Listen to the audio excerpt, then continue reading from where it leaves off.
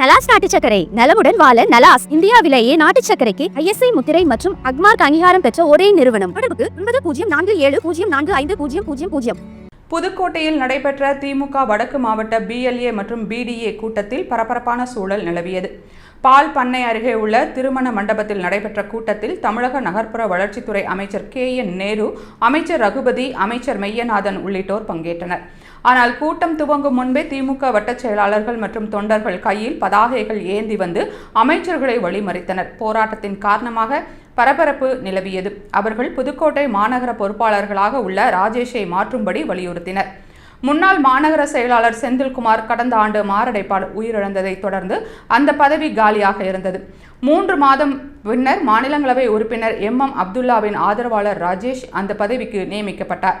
இதனால் கட்சியில் நீண்ட காலமாக உழைத்து வந்த மூத்த நிர்வாகிகள் மற்றும் தொண்டர்களின் கடும் அதிருப்தி ஏற்பட்டுள்ளது. திமுக சார்பில் நடத்தப்படும் எல்லா கூட்டத்திலும் ராஜேஷை எதிர்த்து போராட்டம் நடைபெற்று வருகிறது. இன்று நடைபெற்ற நிகழ்விலும் அதே கோரிக்கையுடன் திமுகவினர் போராட்டத்தில் ஈடுபட்டனர். இதைத் தொடர்ந்து அமைச்சர்கள் உள்ளே வாருங்கள், பேசிக்கொள்ளலாம் என சமாதானம் கூறியும் 3 மாதமாக இதே பதிலைத்தான் சொல்லுகிறீர்கள், தீர்வு எதுவும் இல்லை என தங்களது கடும் எதிர்ப்பை தெரிவித்து அமைச்சர்களின் முன்னிலையில் கோரிக்கையை வலியுறுத்தினர். பின்னர் போராட்டத்தில் ஈடுபட்டவர்கள் கூட்டம் நடைபெறும் மண்டபத்திற்குள் சென்று தங்களது கருத்துக்களை தெரிவித்தனர். தற்போது இந்த பிரச்சினைக்கு கட்சி தலைமையிடமிருந்து தீர்வு வரும் என எதிர்பார்க்கப்படுகிறது.